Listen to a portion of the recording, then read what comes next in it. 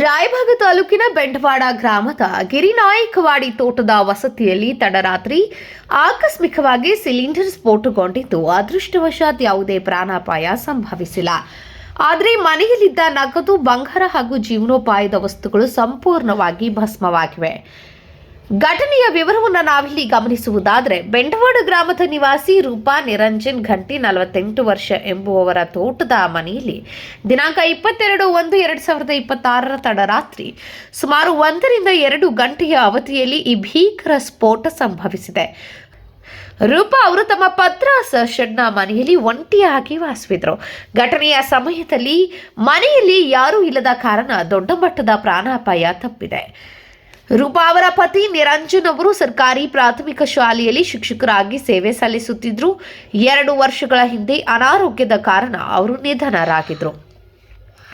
ರೂಪಾ ಅವರಿಗೆ 3 ಹೆಣ್ಣು ಮಕ್ಕಳಿದ್ದು ಎಲ್ಲರಿಗೂ ಮದುವೆಯಾಗಿದೆ. ಒಬ್ಬ ಪುತ್ರ ಮೊರಾರ್ಜಿ ದೇಸಾಯಿ ವಸತಿ ಶಾಲೆಯಲ್ಲಿ ಶಿಕ್ಷಣ ಪಡೆಯುತ್ತಿದ್ದು ಹಾಸ್ಟೆಲ್ನಲ್ಲಿ ಇದ್ದಾನೆ. ದಿನಾಂಕ 21/1/2026 ಕೋಲ್ಹಾಪುರದಲ್ಲಿರುವ ಸಂಬಂಧಿಕರ ಮನೆಗೆ ಮೊಮ್ಮಗನ ಹುಟ್ಟುಹಬ್ಬದ ಸಂಭ್ರಮಕ್ಕೆಂದು ರೂಪಾ ಅವರು ತೆರಳಿದರು.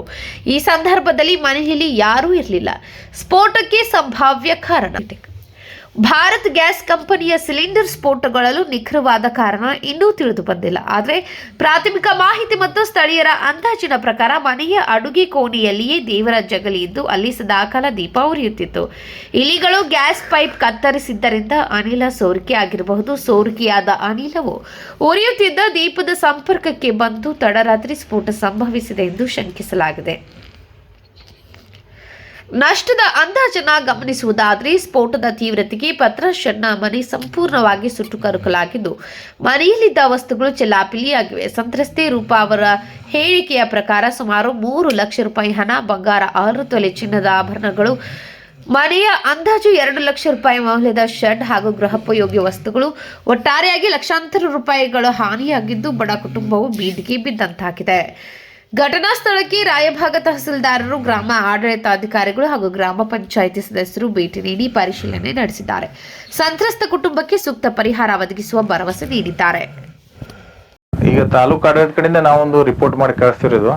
ಆಮೇಲೆ ಗ್ಯಾಸ್ ಏಜೆನ್ಸಿ ಅವ್ರದ್ದು ಇನ್ಶೂರೆನ್ಸ್ ಇರ್ತದೆ. ಗ್ಯಾಸ್ ಏಜೆನ್ಸಿಯವರು ಇನ್ಶೂರೆನ್ಸ್ ಕ್ಲೇಮ್ ಮಾಡಿ ಏನೇನು ಹಾನಿಯಾಗಿದೆ ಅದನ್ನು ಅವರು ಭರಿಸುವಂಥ ಕೆಲಸ ಮಾಡ್ತಾರೆ. ಮತ್ತು ಈಗ ನಾವು ಅವ್ರಿಗೆ ಟೆಂಪ್ರರಿ ರೇಷನ್ ವ್ಯವಸ್ಥೆಯನ್ನು ಮಾಡಿದ್ದೀವಿ. ಅಲ್ಲಿ ಉಳ್ಕೊಳ್ಳಿಕ್ಕೆ ಅವ್ರಿಗೆ ಇಲ್ಲಿ ಸಂಬಂಧಿಕರು ಕೂಡ ಇದ್ದಾರೆ. ಸೊ ಉಳ್ಕೊಳ್ಳಿಕ್ಕೆ ಅವ್ರಲ್ಲಿ ವ್ಯವಸ್ಥೆ ಇದೆ.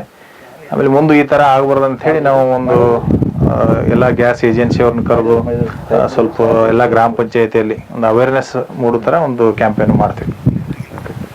ಆಮೇಲೆ ಸ್ವಲ್ಪ ಜನರು ಏನು ಮಾಡ್ಬೇಕು, ಲೀಕ್ ಆದರೆ ಮಾಡಿದ್ರೆ ಸ್ವಲ್ಪ ಅದ್ರ ಬಗ್ಗೆ ಪ್ರಿಕಾಷನ್ ತೊಗೋಬೇಕು. ಮನೆ ಒಳಗೆ ಇಡೋಕ್ಕಿಂತ ಹೊರಗಡೆ ಸಿಲಿಂಡರ್ ಇಡೋ ವ್ಯವಸ್ಥೆ ಮಾಡಿದ್ರೆ ಭಾಳ ಒಳ್ಳೆಯದಾಗುತ್ತೆ. ಈಗ ತಾತ್ಕಾಲಿಕವಾಗಿ ರೇಷನ್ ಅದ ಅವರಿಗೆ ಇದು ಮಾಡಿದ್ದಾರೆ. ಮತ್ತು ಅವ್ರು ಇಲ್ಲೇ ಸಂಬಂಧಿಕರಿದ್ದಾರೆ. ಉಳ್ಕೊಳ್ಳೋ ವ್ಯವಸ್ಥೆನ ಅವ್ರಿಗೆ ಏನು ಸಮಸ್ಯೆ ಇಲ್ಲ. ಪರಿಹಾರ ದೃಷ್ಟಿಯಿಂದ ಇದು ಮಾಡ್ತಾರೆ. ಯಾರು ಗ್ಯಾಸ್ ಏಜೆನ್ಸಿ ಅವ್ರು ಮಾಡ್ಬೇಕಾಗುತ್ತೆ, ಅವ್ರು ಮಾಡ್ತಾರೆ. ತಾಲೂಕು ಆಡಳಿತ ಕಡೆಯಿಂದ ಏನು ಇರೋದಿಲ್ಲ. ಯಾಕಂದ್ರೆ ಅದು ಸಾರ್ಟ್ ಆಫ್ ನೆಗ್ಲಿಜೆನ್ಸ್ ಅಂತ ಹೇಳಿ ಬರ್ತೈತೆ. ಆ್ಯಕ್ಚುಲಿ ಈಗ ನಮ್ದು ಏನು ಕ್ಲೈಮೇಟಿ, ನ್ಯಾಚುರಲ್ ಕ್ಲೈಮೇಟಿಯಿಂದ ಏನಾದರೂ ಆಗಿದ್ರೆ ನಾವು ಕೊಡ್ಬೋದು ನಮ್ಮ ಕಡೆಯಿಂದ. ಬಟ್ ಈಗ ಅದು ನೆಗ್ಲಿಜೆನ್ಸ್ ಅಂತೇಳಿ ಕನ್ಸಿಡರ್ ಆಗುತ್ತೆ. ಹಿಂಗಾಗಿ ಅವ್ರು ಗ್ಯಾಸ್ ಏಜೆನ್ಸಿ ಅವ್ರು ಮಾಡ್ಬೇಕಾಗುತ್ತೆ.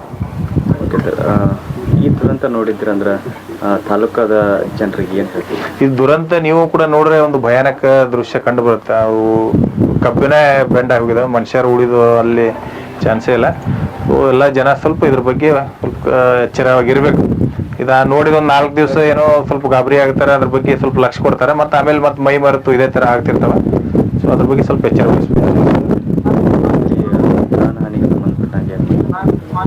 ಇಲ್ಲ, ಪ್ರಾಣಹಾನಿ ಯಾವ ಥರ ಹೊರಗಡೆ ಉಳಿದ್ರೆ ಪುಣ್ಯಕ್ಕವ್ರು ಯಾರು ಒಳಗಡೆ ಇರಲಿಲ್ಲ. ಸೊ ಹೀಗಾಗಿ ಪ್ರಾಣಾಪಾಯದಿಂದ ಎಲ್ಲ ಹೊರಗಿದೆ. Thank you.